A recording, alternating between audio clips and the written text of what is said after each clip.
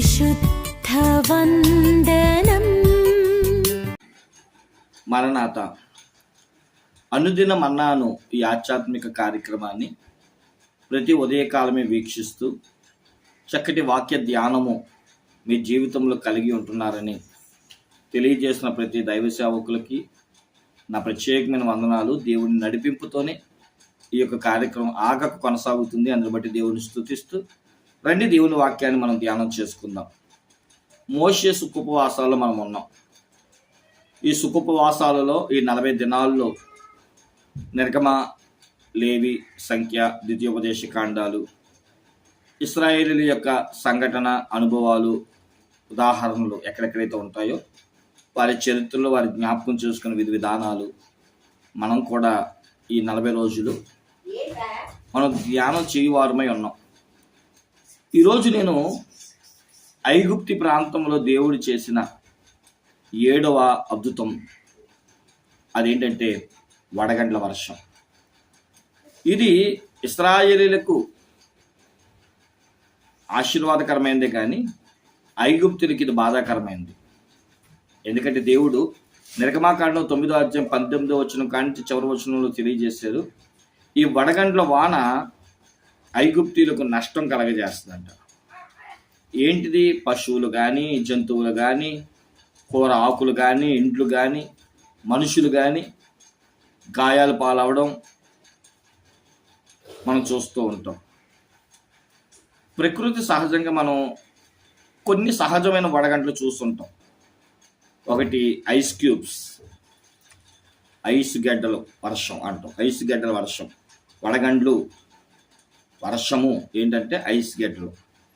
రెండోది సహజంగా మనం చూసేది అగ్ని. ఇది మనం సొదొమ గొమొర్రా పట్టణంలో దేవుని కోపాన్ని కూడా చూపిస్తుంది.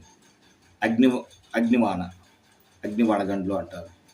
ఐస్ గడ్డతో ఉన్నది, మంటతో ఉన్నది. మూడోది రాళ్ళ వర్షం. ఇప్పుడు చేపల వర్షం, రేపు పీతల వర్షం వచ్చినా సరే మనం ఆశ్చర్యపోవక్కర్లేదు. కానీ బైబిల్ గ్రంథంలో, ఏబు గ్రంథంలో చక్కటి మాట నన్ను ఆకర్షించింది. 38వ అధ్యాయం ఏబు గ్రంథము 23వ వచనం.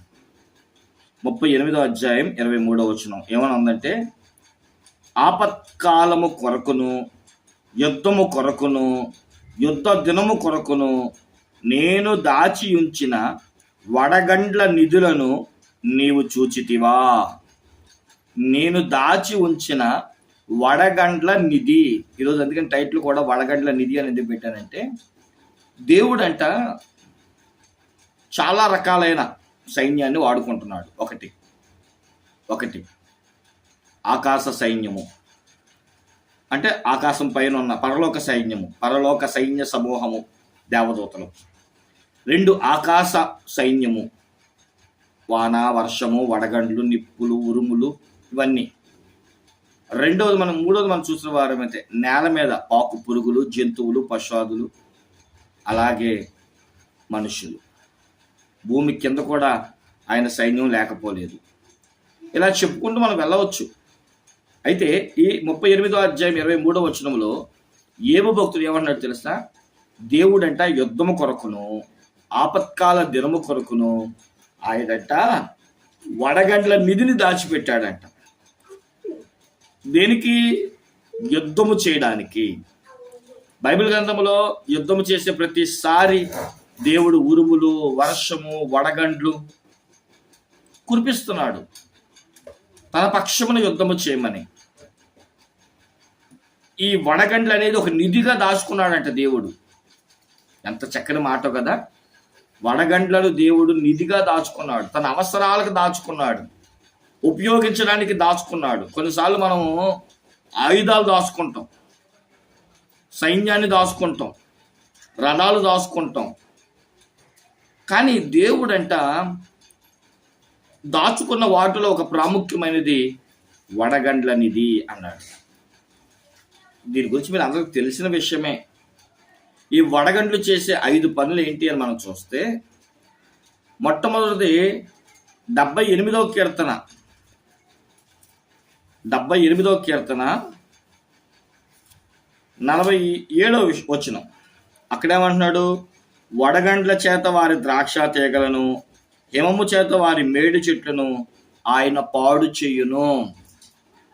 బాగు చేయడానికి కాదు, ఇది ఆపత్కాలంలో ఇతరులకు దేవుడు పాడు చేయడానికి, ఇతరుల వ్యక్తుల యొక్క మీద ప్రభావాన్ని చూపడానికి, దేవునికి ఎవరికి ఇది వ్యతిరేకతల మీదనో, దేవుని మీదనో, దేవుని ప్రజల మీదనో, దేవుని యొక్క కార్యాల మీదనో ఎవరైతే తిరుగుబాటు చేస్తారో వారిని పాడు చేయడానికి దేవుడు వడగండ్లను దాచినట్లుగా చూస్తున్నాం. వడగండ్లు దేవుడు దేనికి దిద్దుగా దాచాడంటే పాడు చేయడానికి దాచినట్లుగా మనం చూస్తున్నాం. రెండోది మనం చూస్తున్న వారి మీద ప్రియులారా, యెషయా గ్రంథము 28వ అధ్యాయం 2వ వచనం.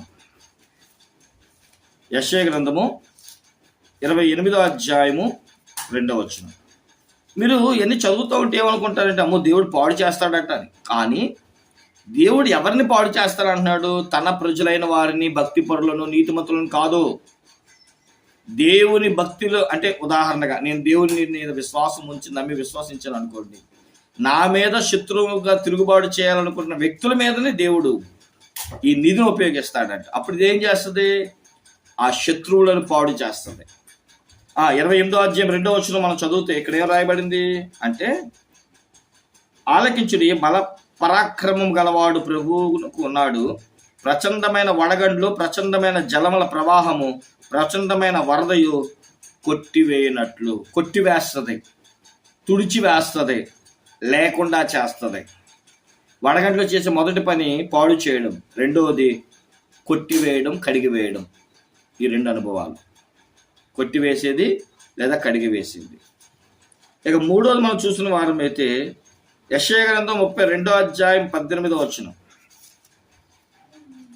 32వ అధ్యాయం 18వ వచనం. ఇక్కడేమంటున్నాడు?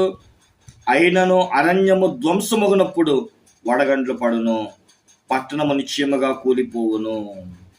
మూడోది ధ్వంసము, కూల్చివేత. ధ్వంసము లేదా కూల్చివేత, ఈ రెండు అనుభవాలు మనకు చూపిస్తుంది. ధ్వంసం చేయడం లేదా కూల్చివేయడం, ఇది మూడో అనుభవం. ఇక నాలుగోది హగ్గై గ్రంథం 2వ అధ్యాయం. హగ్గై గ్రంథము 2వ అధ్యాయము 17వ వచనం.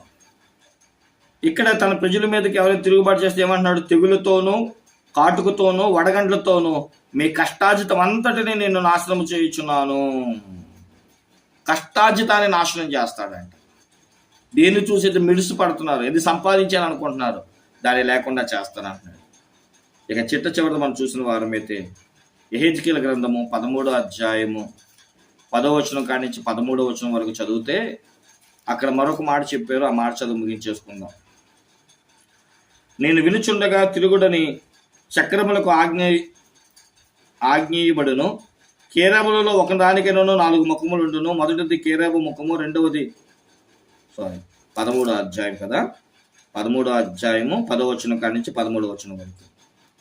సమాధానం ఏమీ లేకపోయినను వారు సమాధానం అని చెప్పి నా జనులను మోసపుచ్చుచున్నారు. నా జనులు మట్టి గోడను కట్టగా వారు వచ్చి దాని మీద గచ్చిపోత పూయుదురు. అందువలన పూయుచున్న వారితో నిట్లనము, వర్ష ప్రవాహము కురియును, గొప్ప వడగండ్లు పడును, తుఫాను దాన్ని పడగొట్టగా అది పడిపోవును. పడగొడతాడు. దీన్ని మాయ చేయాలనుకున్న వారిని, మబ్బి చేయాలనుకున్న వారిని దేవుడు పడగొడతాడు. ఇవన్నీ నేను చెప్పొచ్చే మాట ఏంటంటే, ఇవి దేవుడు శత్రువుల మీదకి ఉపయోగిస్తాడు, ఆత్మీయుల మీద కాదు, ఇబ్బంది పరిచే వారి మీదకే తప్ప దేవుని యందు విశ్వసించే వారికి కాదని బైబిల్ చెప్తుంది. దేవుడు వడగండ్ల చేత చాలా పనులు చేశాడు. కీర్తన గ్రంథం 18వ అధ్యాయం 12వ వచనంలో ఆయనంట తన సన్నిధి కాంతి చేత వడగండ్లను దాటింప చేస్తాడంట.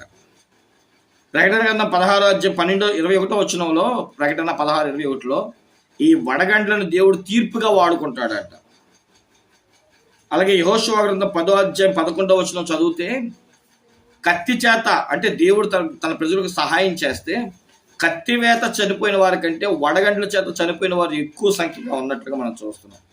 ఇవన్నీ మనకు చెప్పొచ్చే మాట ఏంటంటే, దేవుడు నీ కోసం పరలోక సైన్య సమూహమే కాదు, ఆకాశపు వడగండ్ల నిధి కూడా దాచాడు. నీ అవసరాల కొరకు ప్రభువా నన్ను ఇబ్బంది పెడుతున్నాడయ్యా, నాకు అడ్డుబండగా ఉన్నాడని మనం ప్రార్థన చేస్తే తుడిచి వేస్తాడు, పడగొడతాడు, ధ్వంసం చేస్తాడు, పాడు చేస్తాడు. ఆయన వడగండ్ల నిధిని దాచిపెట్టాడు. ఆ నిధి నిన్ను ప్రయోజకులుగా మార్చి దేవుని పనికే సేవకే ఉపయోగపడినట్లుగా నీ పక్షమున పోరాడేది. అందుకని అక్కడ చక్కని మాట రాశాను నేను, ఇది దేవుని ఆయుధము. వడగండ్ల నిధి దేవుని ఆయుధం. ఆయన అలా వాడాడా శత్రువులకు నాశనం, మిత్రులకు దీవెన. అటు దీవెన యేసుక్రీస్తు ప్రభు వారు మనందరికి అనుగ్రహించినట్లు క్రీస్తు మన కొరకు మరణించిన ఆ మరణపు పునరుద్ధానపు దీవెన మనకు అనుగ్రహించలాగా చిన్న ప్రార్థన చేసుకుందాం. పరమతండ్రి నీకే వందనాలు, స్తోత్రాలు. వీళ్ళ వాక్యం ప్రకారం జీవించే అనుభవం మాకు దయచేయండి. యేసు పరిశుద్ధ నామాన్ని వేడుకుంటున్నాం మా పరమతండ్రి. అందరికీ వందనాలు, మరణాలు.